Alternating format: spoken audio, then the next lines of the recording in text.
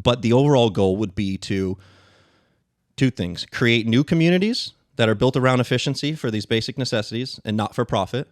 And the other one is retrofit communities that exist already with the basic necessities in a healthy way, which would mean, like, an example would be like taking a neighborhood and installing like a really healthy water source locally in their area there for everyone to share, and also taking a lot or two lots and turning them into like a permacultured food forest. And maybe places that have HOAs can start shifting their HOA community centers into places that also have, like, most of them have a kitchen already, but they can change some of the land around the community center into a food forest, and the kitchen can become a prep/store space for that food.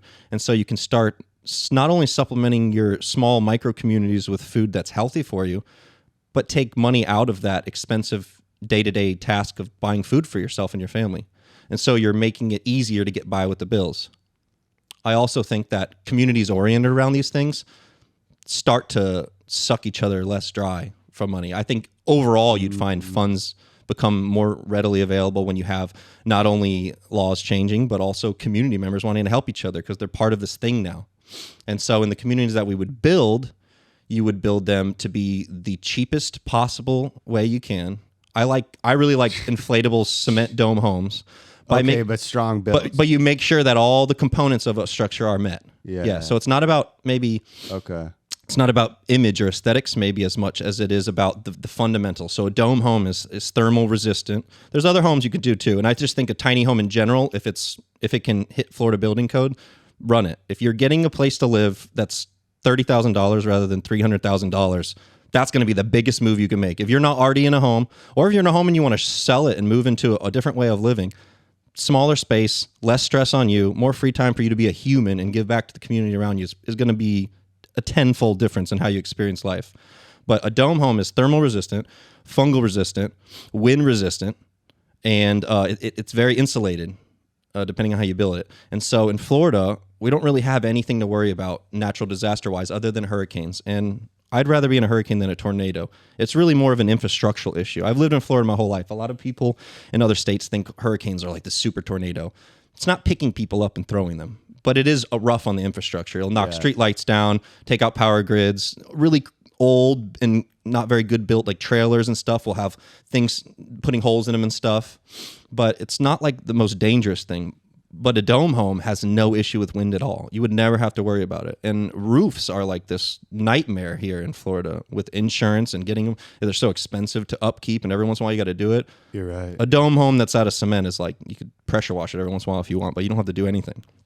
It makes it so much more simple and less money and less energy of the whole to maintain a house, when these typical houses that we have now are just, it's like a nightmare to keep up with. Yeah, you're right, dude. It's part of the problem. And okay, amazing. So, and by the way, the millennials are starting to think about this stuff, you know? Like, we don't care about the facade of the home and all this stuff. I mean, it's an economical consequence. Yeah. So we build these communities and we retrofit communities that we already have. Because we're not going to just all leave our houses that are already built, right? Dude, imagine, exactly. We have these towns. That's urban abundance, baby. As these communities get less busy, like West Palm and Stewart, there's areas we live in, right? Yeah. Because people are shifting into, like, maybe a little out west into these communities that are, maybe you're paying $800 a month for a place to live in your land rather than $2,000. You know, it's a giant shift in most people's lives. And now you could grow your own food. You could have chicken eggs. Now, what happens to real estate? Real estate kind of gets more competitive because not as many people are crowding up the homes, right? So you're going to have a real estate drop in the normal housing area, which makes it easier to get into those for some people that want to live that life. Oh, okay. Do you see what I'm saying? Right now, it's so busy. Like, someone try to live in Stewart, it's like everything's so expensive. It's crazy. You can charge whatever you want because people need to live somewhere. Yeah, dude, imagine having like a Frenchman's Creek or something, one of these neighborhoods that's like golf, you know what I mean? What's a Frenchman's Creek? It's like, they're one of these developments that are around here with the gated community and the HO, and there's golf courses, the whole nine, the clubhouse, the golf carts. Love it. I grew up, you know exactly what I'm talking about. The pool? There's, multiples, all of it. And by the way, all the amenities are great. I think we need to have those in our lives. They fit the people that are at those places. Great. But I mean, it gets crazy, these million dollar setups.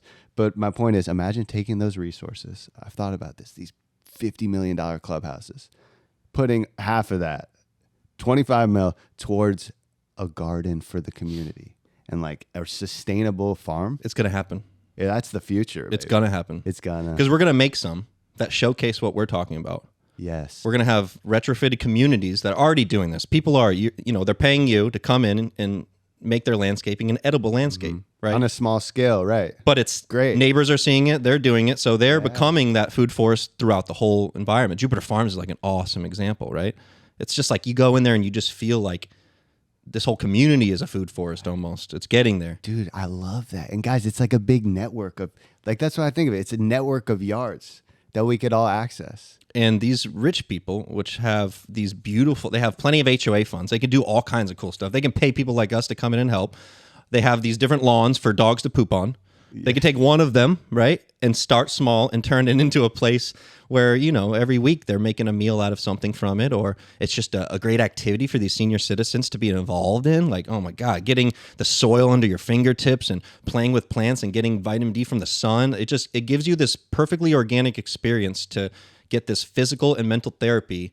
And it doesn't have to be this thing that replaces all their food, but slowly it's going to get there because it's better. No one wants to go back to worse when they've experienced better. Once you've eaten anything that's actually grown from the ground, most people, I swear I lived to 23 barely knowing it. My dad grew tomatoes one time. He grew some pineapples. He grew a few things in the back. It was like we had an orange tree. It was like the Mecca. Anytime we had one of those things that was ready, it was 10 times better than anything we had. Yeah. And to this day, it's been the same. Anything you get from the store, whether it be Walmart or Publix or Wawa or wherever you get your groceries, it's nowhere near picking a tomato off a vine and eating it. And the biggest thing for me is the studies they've done about nutritional value, just diminishing, like the nutrients in the fruit and the veggies break down pretty quickly. After 48 hours, I think a study showed that almost like 40 to 70% of the nutritional value just breaks down to a point where it's not absorbable by the body anymore. So you're eating more matter. Excuse me. You're getting less goods from it. So yeah, we have to make sure our water's good. We got to make sure our food's good. And we got to make sure we're not too stressed out to just find a shelter to live. And until we figure out a group goal to change that, we're always going to have problems. And in terms of the problems in the world, once we do that for ourselves here, we can help people do it other places, and we'll eliminate the reason for other countries to hate us or want to fight each other. A lot of war comes from scarcity of basic resources. Any country you go to that's just fallen apart, people will do anything if they don't have a place to live or any food to eat. That's the last, yeah. Living in a town of rubble, you'll join a militia if they have bread. You know what I mean? You'll do anything to survive. Right. And so we have to come up with a global goal that settles these basic necessities. The garden of life has to be good soil, good light, and good water before we do anything fancy. That's it, man. I love it. Yeah. We're in the garden. It's existential.